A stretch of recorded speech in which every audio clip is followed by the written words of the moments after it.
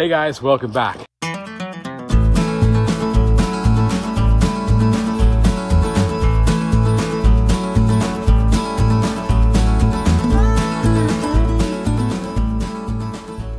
So today what we have going on, well, actually should I say tomorrow what we have going on is something that is not new to me being from up north, but down here in the south, it's kind of something they're not used to. There's an ice storm coming. There's actually a winter storm coming. And up north from here, just north of I-85 is kind of where the line cuts off, and they're going to get some heavy snow up there. You know, early forecasts are saying anywhere from 6 to 12 inches, which, you know, for the Carolinas is a pretty significant snowfall.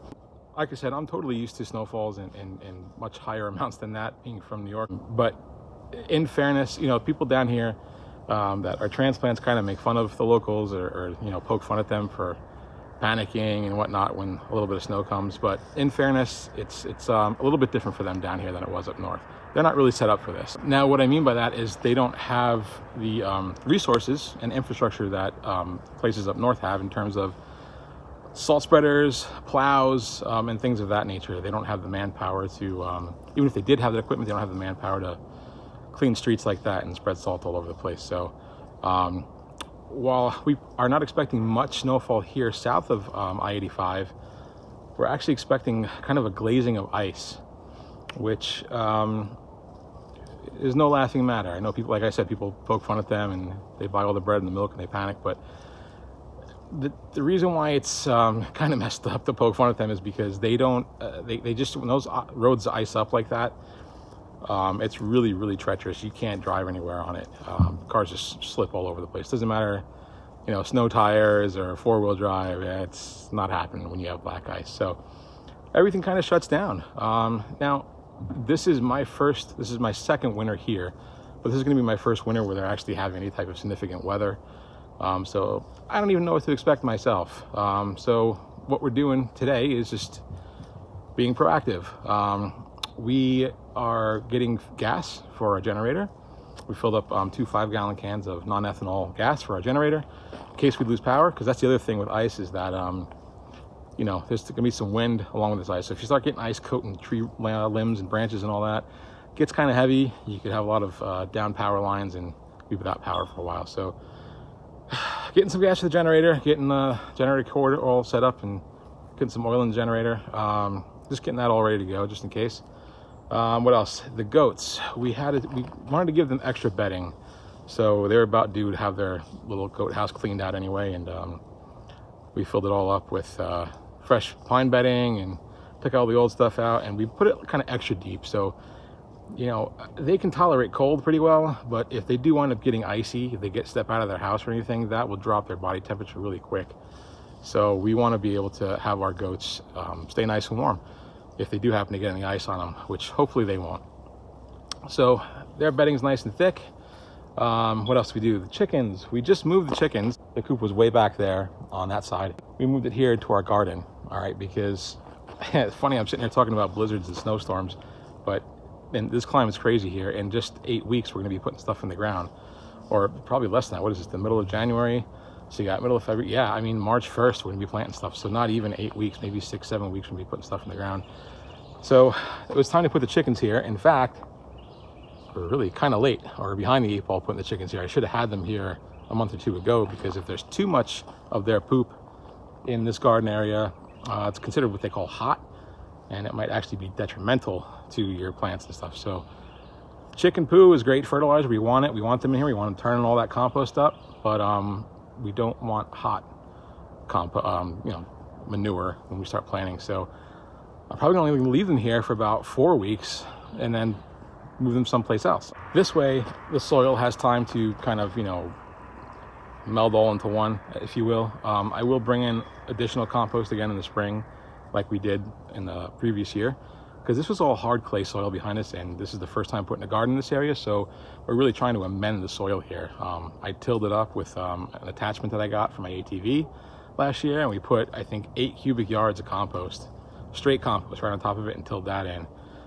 We had a pretty good harvest this year for our first year of doing it, although, as you guys may have heard in the previous video, we've been a little bit preoccupied in the past 12 months, so the garden wasn't our first priority this year, or last year, should I say. This year, we're going to be a lot more into it. We have the time and the focus to do it. So more compost is going in, chickens are doing their things, the garden should be in really great shape this year.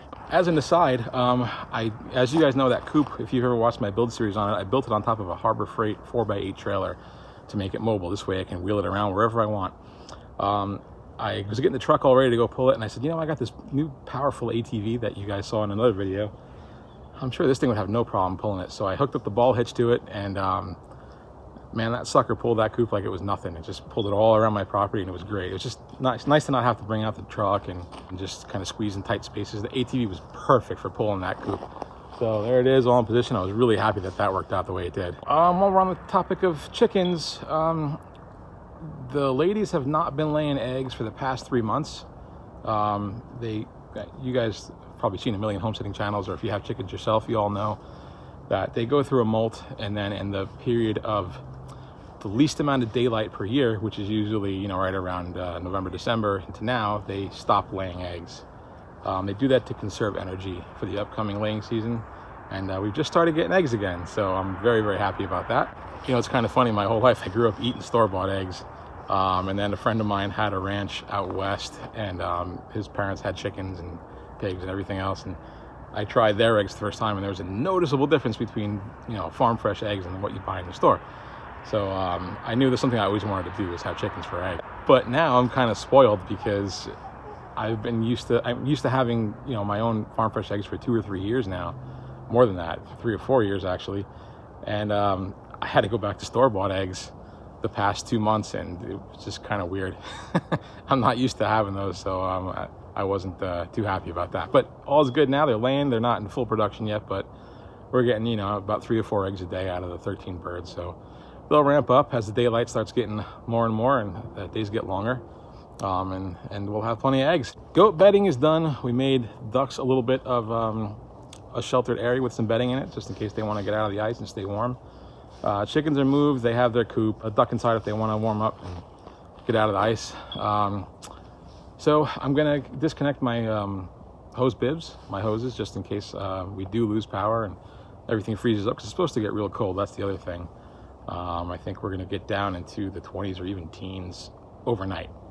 Not during the day over here. It warms up to, you know, in the mid 40s during the day. So, but at night, I don't want any bursting pipes and everything. And if we do lose heat, that means that the pipes under the house are susceptible to freezing. Usually it's not an issue. I never disconnect them in the wintertime here in the south, but for this I might have to, just to be proactive about it. So yeah, chickens are done, goats are done, house is ready to go, generator's ready to go, quarter's ready to go for the generator.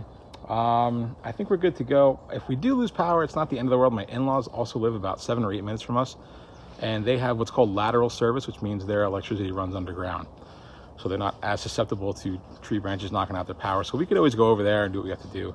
But if we lose power early in the day tomorrow, driving is the hard part. So even though it's 7 or 8 minutes away, getting there is still kind of difficult. So I don't know. We'll see what's going to happen. But everything on the outside of the house is done. There is one really cool thing that I received in the mail from a company that I'll show you in a second, that is going to come in, I think, really handy for this storm. So let me take you guys inside and I'll show you what we got.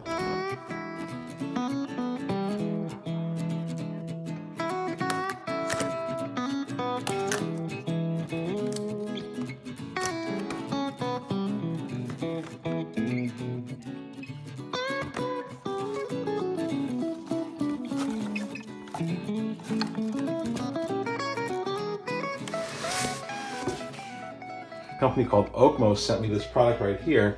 This is a portable power station. It's good for up to 1,000 watts. Now, I've not tried this. I just unboxed it. Basically what you do is you plug it into the wall with a little adapter that they give you, and you can charge it up.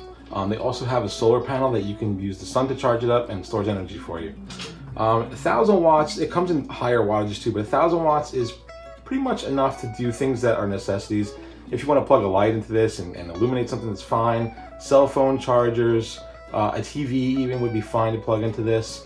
I'm going to try a power tool, and I'm going to plug our cell phone charger into this just to see what kind of output we get. I think this is kind of perfectly suited for situations like this, where maybe you get snow or you lose power or something like that, and you need to put some lights on and keep your phones charged up. Ideally, what I really think this would be suited well for is camping. I can imagine, you know, if you're out there in a tent and you need some lights and you want a radio or something like that. I mean, this will last you about 24 hours on a charge, and you'll be able to power a lot of small appliances and stuff like that. So it'd be really, really handy for camping purposes. Maybe leave it in your vehicle if you want to be out for a long period of time, hunting, something like that. That's actually a really good idea. I'm planning on building a hunting blind over the winter, and I think that this would be perfectly suited to put in a hunting blind. You could be out there all day, you could watch TV, you could have a coffee machine going, right? Charge your phone and not have to worry about electricity. So I think this would be perfectly suited for that. Now, with portable power devices, even generators, you don't want to run anything that's a resistive load. Basically anything that makes heat, right? Like a toaster oven or a hair dryer or anything like that. Portable heaters, that will drain power right away. I'm not even sure if it'll have enough juice for those things. They're just, power sucks. So, but other types of appliances, I mean, as long as it's not like a big compressor operated thing like an air conditioning or something like that, should be totally fine on these little things. So, what I have over here is my cell phone charger. We're gonna get that plugged in. Obviously, I'm assuming that should work. And then I have an angle grinder that spins at about 10,000 RPM. So we're gonna plug our tool into that and see if it powers that tool up no problem. So let's do it. So here's the device itself. Turn it on. We got a full charge. They give you 3 AC outlets. You got DC output here if you want to plug something that has a cigarette lighter.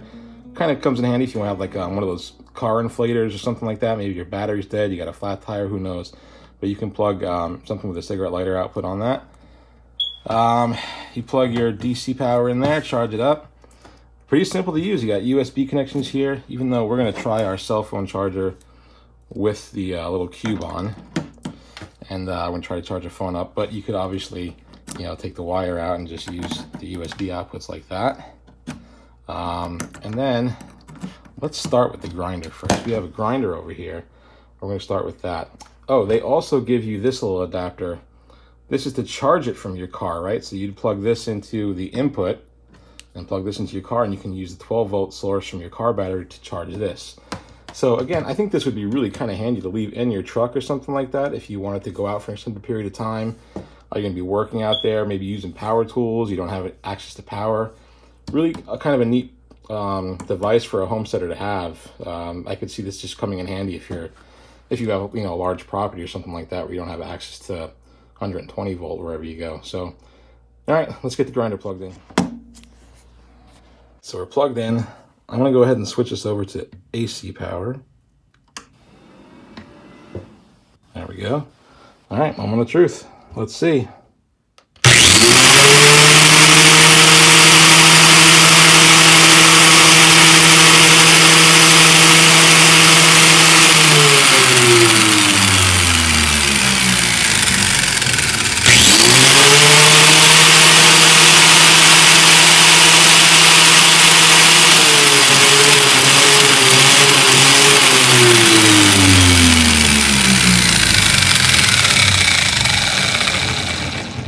Alright, so I'm pleasantly surprised. That's spinning at full RPM. It sounds same as when I plug it into the wall outlet. It's not any difference in speed. Again, I think this would be perfectly suited. You know what would be good too? Maybe a mini fridge, right? So if you're camping, or if you're in a hunting blind, you could probably power your fridge, your TV, coffee maker. This would be really, really great for the day for camping. I think it would be perfect for that actually. So kind of glad I got this. The company called Okmo, if anyone wants to check them out. I can only find them available on Amazon. They reached out to me. They were kind enough to send this one for me to try. They're not paying me for this or anything, but they did send this to me for my review. But I can only find them on Amazon. They're not terribly expensive, but I could just see this being perfect for, maybe just leave it in your truck, or if you're going to, be out there, if you have a homestead, you have a field, you have property, you're going to be working where there's no electricity, I think this thing would be great. Building the hunting blind over the winter, I'm going to be out back. I'm not going to have power out there, and I'm going to be using nail guns and the air compressor and stuff. So I think this would have no problem powering up to my little pancake air compressor for the day. Maybe even my saws and whatnot, my battery chargers for my cordless tools to stay charged up. I think this thing's a winner. I'm going to leave a link down in the description if anyone's interested in picking one of these up. They do come in higher outputs and higher wattages if anyone wants more than 1,000 watts. All right, guys, it's 8 a.m. and little Mia has never seen snow before.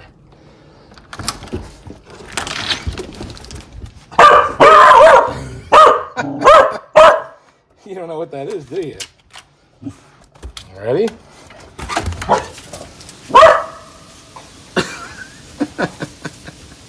She got her mohawk up and everything.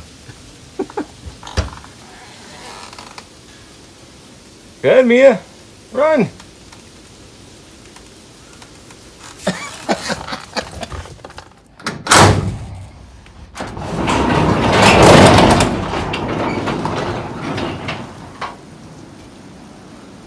Not too bad. Looks like about, oh, maybe 2-3 inches. I don't know, guys. You thinking what I'm thinking?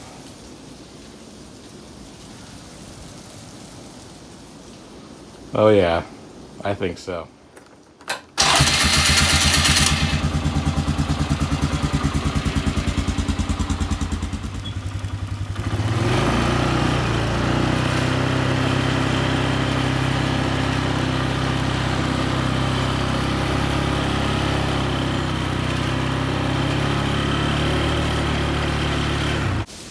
All right, so we just got back from taking the ATV for a ride. Did fine, we got around the property, but my tires are really kind of bare, so I'm not getting the kind of traction that I need, even in 4-wheel drive. I think it did fine, but I slipped a little bit. It's not due to the quad or the weather, but it's definitely due to my tires. Let me get you spin around and take a look at these things.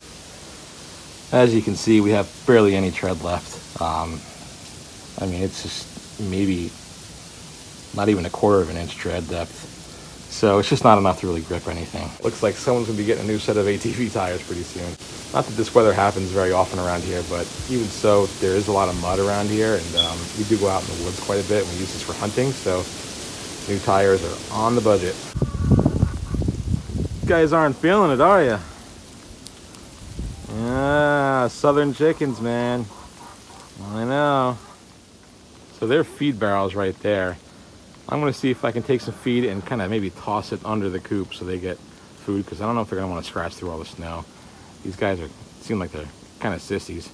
The New York chickens I had, the snow wouldn't bother them at all. They'd be out and running around in it and pecking through it, but these guys want no part of it. I'm gonna be fair, this is your first snow though, so I'm not gonna, you know, make fun of you guys too much. All right, got that open. All right, guys. Bon appetit.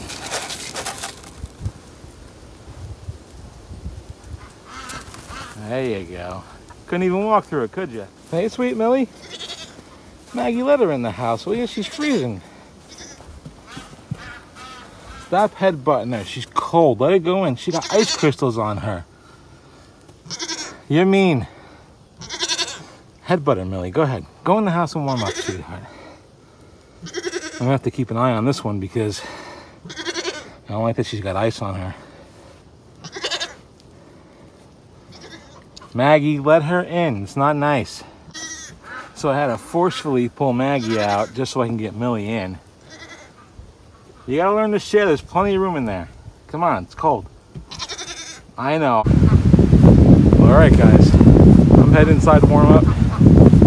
Animals taken care of. Still got power. It's about 4 inches down now. No big deal for the wife and I, but we're used to this stuff. But I do feel bad for the locals. It's kind of a panic situation for them. But you know, sun will come out tomorrow. It'll be 40 degrees. It'll all melt.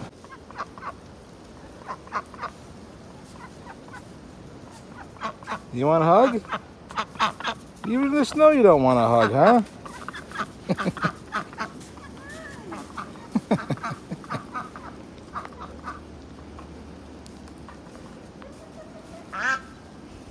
Hey, getting that body temperature up, huh? Ah, you got her. Who's warmer, her or you? Her.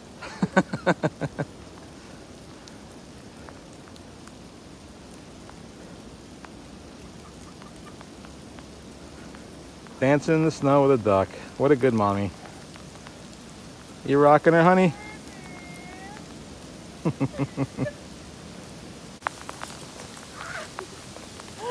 Hold on, Chopsticks, don't run away.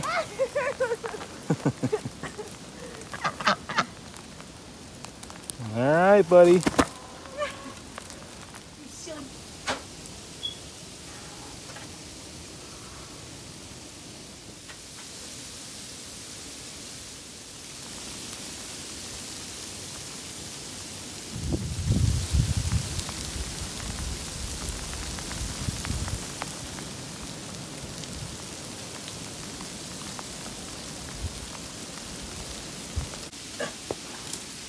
Now you're gonna get it. Oh no. It's hard packed snow too.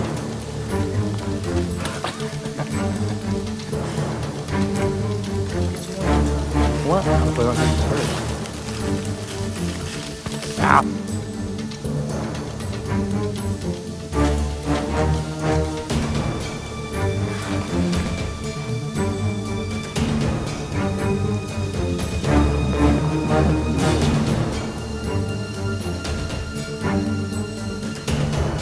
Looks like war.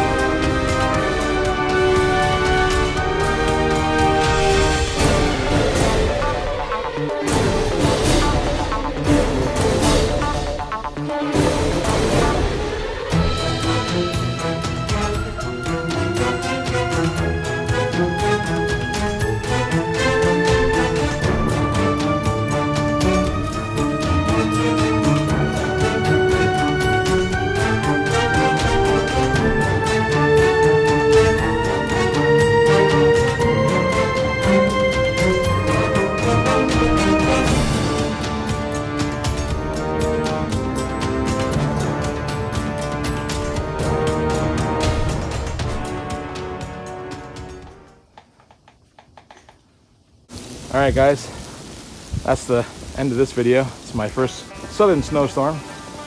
Hope you guys are staying warm and dry. As always, thanks for watching, and we'll catch you in the next video. Stay warm.